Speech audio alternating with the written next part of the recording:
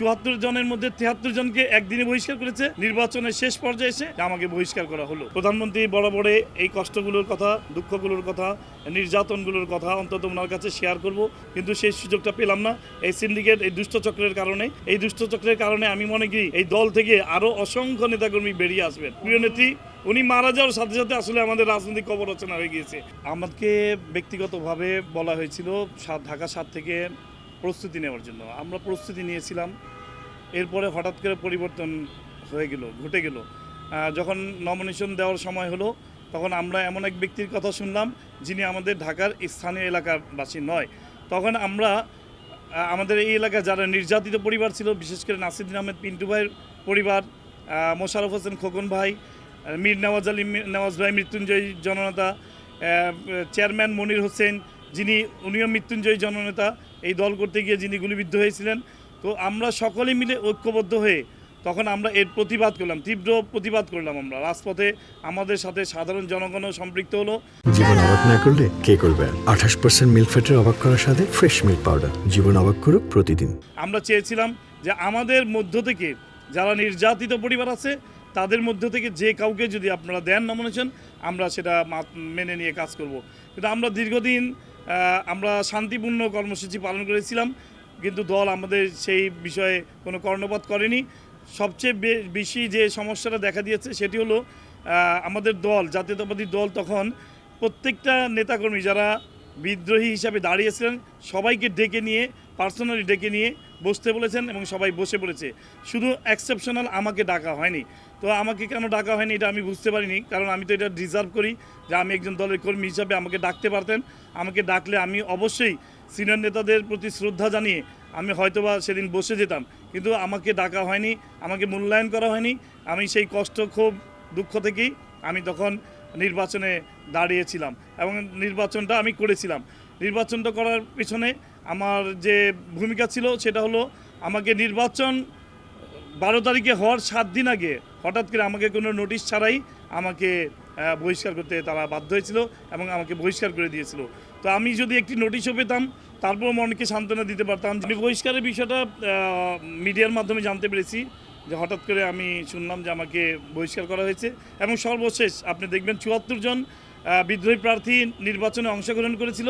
74 জনের মধ্যে 73 জনকে একদিনে বহিষ্কার করেছে এবং আমাকে বহিষ্কার করাটা ছিল একেবারে চূড়ান্ত পর্যায়ে এসে, নির্বাচনের শেষ পর্যায়ে এসে আমাকে দেখলাম আমি হঠাৎ করে মিডিয়াতে যে আমাকে বহিষ্কার করা হলো।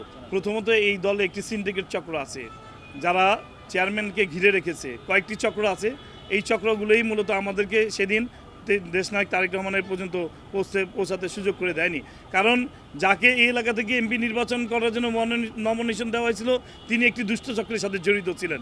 এই দুষ্ট চক্রগুলোই আমাকে সেদিন দেশনায়ক তারেক রহমানের কাছাকাছি এবং মুখোমুখি হতে দেয়নি। তাই আমি মনে করি এই দুষ্ট চক্র যতদিন না ভাঙবে ততদিন এই দলের তৃণমূলের ত্যাগী নেতাকর্মী যারা বঞ্চিত, দেখুন সারা দেশ থেকে কিন্তু আমরা ফোন পাচ্ছি, মেসেজ পাচ্ছি যে সবাই অবহেলিত, বঞ্চিত, নির্যাতিত, সেই সমস্ত নেতাকর্মীরা কিন্তু অবমূল্যায়ন হচ্ছে এবং তারা কিন্তু আলটিমেটলি যদি এই ধারাবাহিকতা পরিবর্তন না আসে আলটিমেটলি তারাও দল ছাড়তে বাধ্য হবে। আমি এটা মেসেজটা দিয়ে দিলাম। ইচ্ছা ছিল প্রধানমন্ত্রী বরাবরে এই কষ্টগুলোর কথা, দুঃখগুলোর কথা, নির্যাতনগুলোর কথা অন্তত ওনার কাছে শেয়ার করব।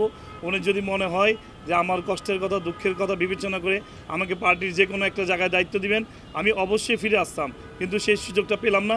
এই সিন্ডিকেট, এই দুষ্টচক্রের কারণে আমি মনে করি এই দল থেকে আরও অসংখ্য নেতাকর্মী বেরিয়ে আসবেন, এটা আমি বিশ্বাস করি। কারণ যারা নির্যাতিত হয়েছেন তাদের একটা আত্মসম্মান বোধ আছে, তারা কিন্তু আত্মসম্মান বোধ নিয়ে চলে।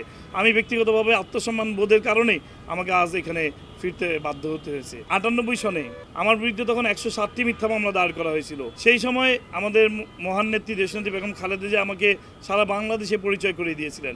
আমি কারাগারে ছিলাম, তখন দেশনেত্রী বেগম খালেদা জিয়া বাংলাদেশের যে প্রান্তেই গিয়েছেন সেখানে আমার ব্যাপারে তুলে ধরেছেন যে একজন ইসাক সরকার, একজন ছোট একটি ছেলে যার বয়স 20, তাকে বিভিন্নভাবে হয়রানি করা হচ্ছে, নির্যাতন করা হচ্ছে, একের পর এক মামলা দিয়ে কারাগারে আটক করে রাখা হয়েছে।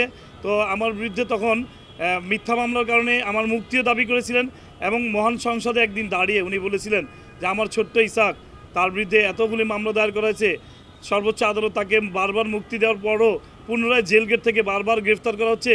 মাননীয় মাননীয় সংসদ ইসাক সরকারকে যাতে তার কোর্ট প্রাঙ্গণে একটি বাড়ি করে দেওয়া হয়, তার যাতে জেল গেট থেকে আসতে বা যেতে অসুবিধা না হয়, এটি একটা স্মৃতি। আরেকটি স্মৃতি আছে, আমি যখন 30শে মে শহীদ রাষ্ট্রপতি জিয়া রহমানের মৃত্যুবার্ষিকী পালন করতেছিলাম, আমাদের একটি স্পট ছিল বংশাল এলাকায়, তখন বিরোধী দল থাকা অবস্থায় হঠাৎ করে পুলিশ আমাকে ঘেরাও করে ফেলে এবং আমাকে সেদিন নিয়ে যেতে পারলে হয়তো মেরে ফেলতো। তো পুলিশ ঘেরাও করে ফেলার পরপরই আমি প্রিয় নেত্রীকে কানের সামনে যেয়ে বললাম, ম্যাডাম আমাকে তো গ্রেফতার করবে পুলিশ। তখন উনি সাথে সাথে ওনার এসএসএফদেরকে অর্ডার দিলেন তাড়াতাড়ি করে যে কোনো মূল্যে ইসাককে আমার গাড়িতে উঠিয়ে নাও। তা আমার গাড়িতে উঠিয়ে নিয়ে ওরা এখান থেকে সেভ করে দেওয়ার ব্যবস্থা করো। উনি ওনার গাড়িতে আমাকে উঠিয়ে নিলেন এবং আমাকে নিরাপদ জোনে রেখে আবার উনি চলে গেলেন। আরেকটি ঘটনা ছিল যে উনি আমাকে একদিন গুলশান অফিসে দেখা করতে গিয়েছিলাম, তখন আন্দোলন মাত্র শেষ হয়েছে। উনি গাড়ি থেকে নেমে, সিনিয়র নেতৃবৃন্দরা ছিলেন, উনি গাড়ি থেকে নেমে আমাকে দেখেই একটি ধমক দিলেন যে তুমি এখানে কেন এসেছো, যাও এখান থেকে বেরিয়ে যাও, তোমাকে এখান থেকে ধরলে গুম করে ফেলবে, তুমি এখানে আসবে না, তোমার বিষয়টা আমি খেয়াল আছে, আমি দেখব। এই ছিলেন আমাদের প্রিয় নেত্রী। উনি মারা যাওয়ার সাথে সাথে আসলে আমাদের রাজনৈতিক কবর রচনা হয়ে গিয়েছে। আমাদের ওনার মতো করে কেউ এখন আর ভালোবাসে নেই, কেউ আমাদেরকে জিজ্ঞাসা করে নেই, কেউ আমাদের কথা মনেও রাখেনি, যার কারণে আমরা আসলে দুঃখ কষ্ট এক প্রকার অভিমান করে আমাদেরকে এখানে ছাড়তে হয়েছে দলকে। আমরা অবশ্যই আমাদের কর্মের মূল্যায়ন অন্তত পেতাম। আমরা পদ পদবি বড় কথা না, এমপি মন্ত্রী হওয়াটা বড় কথা না। আমার দলের নীতি নির্ধারক, আমার দলের অভিভাবক আমার মাথায় হাত বুলিয়ে একটি সান্ত্বনা দিবেন, আমাদের এতটুকুই প্রাপ্তি, এতটুকুই পাওনা আমি বলে মনে করি। কারণ আমাদের কিছু পাওয়ার জন্য আমরা রাজনীতি করিনি, এই 30 বছর কষ্ট নির্যাতন ভোগ করিনি কোনো কিছু পাওয়ার জন্য নয়, শুধু দেশকে দেওয়ার জন্য, দেশের জনগণের পাশে থাকার জন্য, দেশের জনগণের মৌলিক চাহিদাগুলো পূরণ করার জন্যই এই দলটা করে যাচ্ছি।